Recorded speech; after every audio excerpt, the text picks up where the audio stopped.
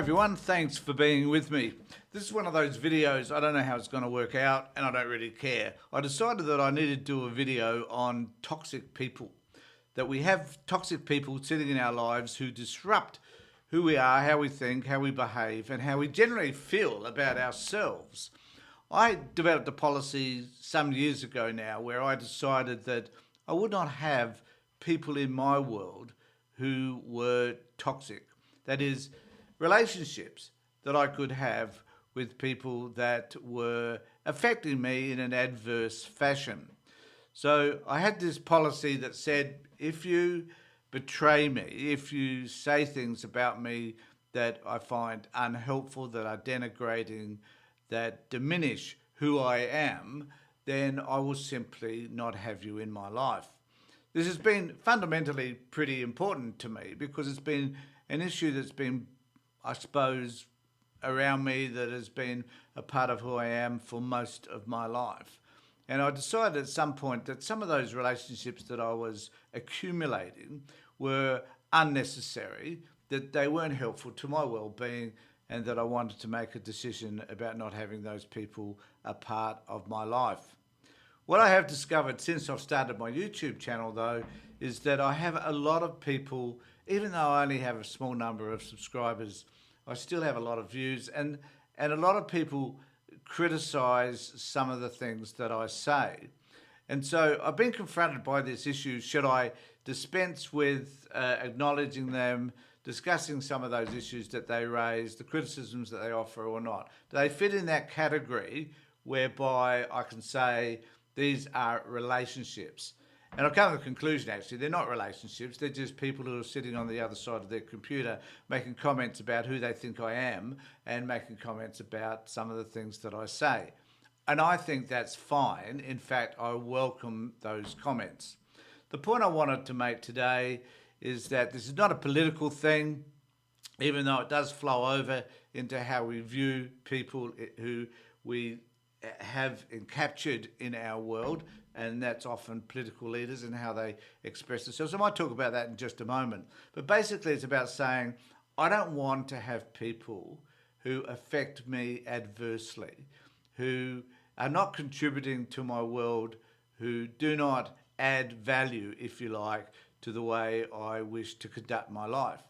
Now, you know, I have some mates I play with golf with on a Friday, and I enjoy their company.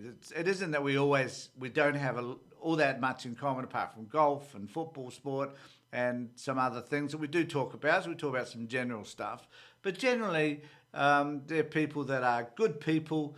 They don't criticise me. We can have discussions that sometimes are interesting because they have a different viewpoint to mine. But we have a respect that and an appreciation, if you like, of each other. And I find that kind of nice. It's pleasant. I trust them. They trust me. We have a good relationship. Now, these are the types of relationships that most of us should really have in our lives. And what I want to ask you is, how many relationships do you have that you find are unhelpful? Now, some of those relationships are very close relationships. So they might be relationships with parents, with siblings, and sometimes even with your kids.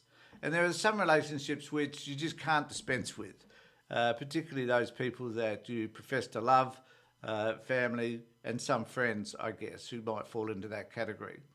So how do you deal with those relationships? And I've often found that the best thing to do is listen to whatever criticism that they have.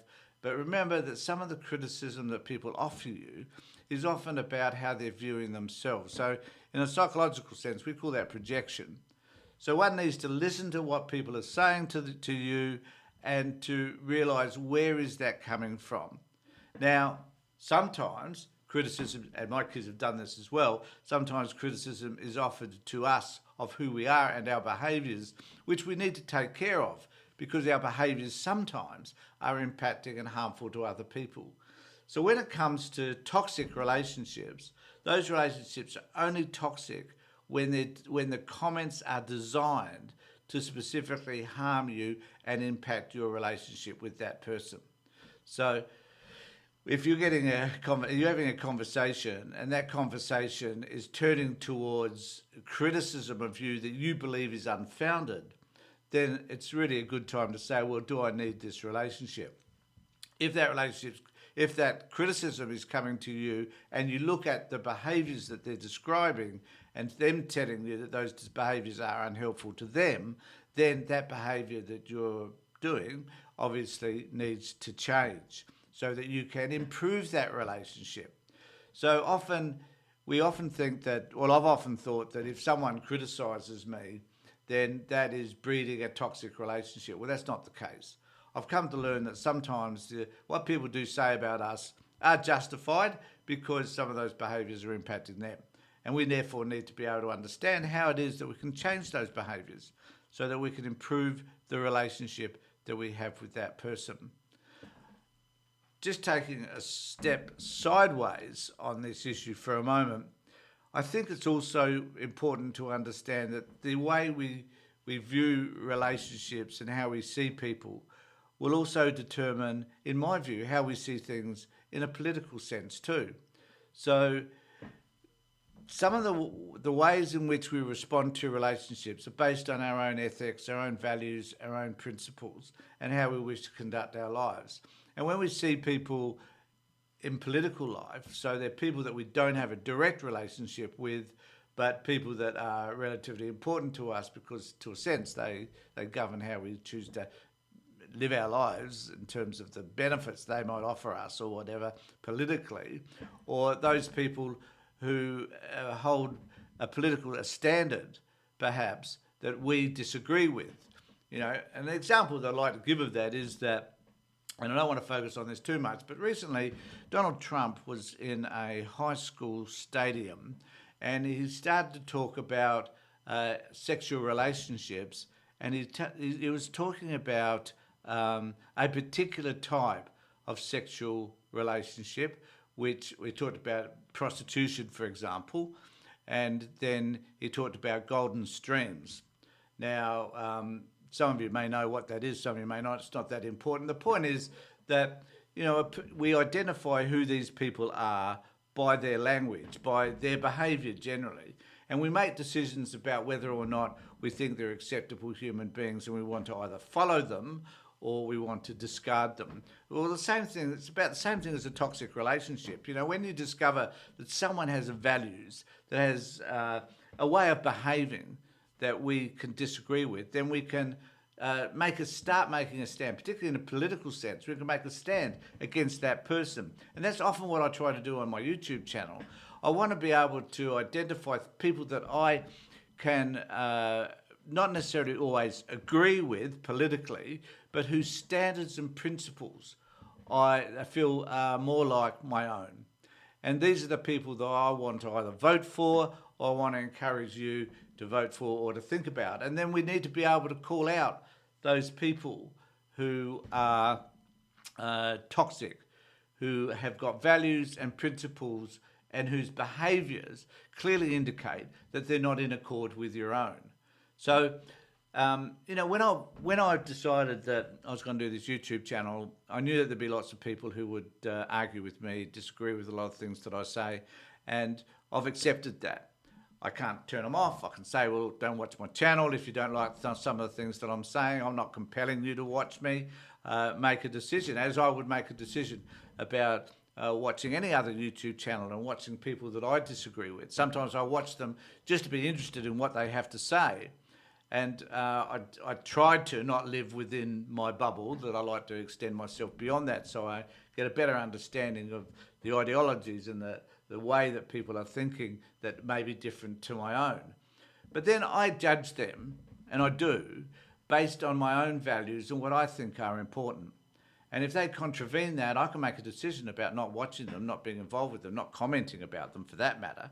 But I often choose to make a comment because it seems important to me to be able to say things that we need to say and push back against some of that stuff. In regard to the relationships that we have, personal relationships, it's sometimes a little bit more difficult to push back because those relationships, for whatever reason, may have greater meaning. I chose some time back, as I was saying earlier, to not have relationships. So if someone contravenes my values and my principles and they're a part of my life, I will cut them off. I make a decision. I don't want you in my life. I'm getting rid of you. With regard to political figures, that's probably not as easy, and we probably shouldn't do that necessarily, because if we want to still make comments about the way they're behaving and how that impacts us as a community and the values that they do or do not share with us. But in regards to personal relationships, I will cut off your email, I'll cut off your phone messages, I'll block you, I'll just make a decision not to have you in my life. So so the reason why I wanted to talk about this today was that it's come out recently where I've had to make this decision again in regard to somebody else, and it isn't a pleasant decision to make when you really do care and think about other people, and they still want to be a part of your life. But if a person is choosing to be unhelpful, that are criticising you unnecessarily and start to attack you, then the best thing to do is simply not to have them in your life. Politically, it's different. I understand that. People on my YouTube channel who make comments, who criticise me, that's fine, go for it, don't really care. But I just want to make the point that in personal relationships, it is often better to cut those people out of your life because they don't need to be there, and there are lots of people that could be in your life who contribute in a positive way to who you are and how you feel about yourself. They're my thoughts. Now, if you wish to subscribe to my channel, please do so. I'd love to hear from you, and let me know what you think about toxic relationships and whether or not they're people that you tend to cut out of your life, or whether you hang on to those toxic relationships to a point whereby you wonder why they're there in the first place. Thanks everybody for being with me. Take care, look after yourselves, and more importantly, be safe.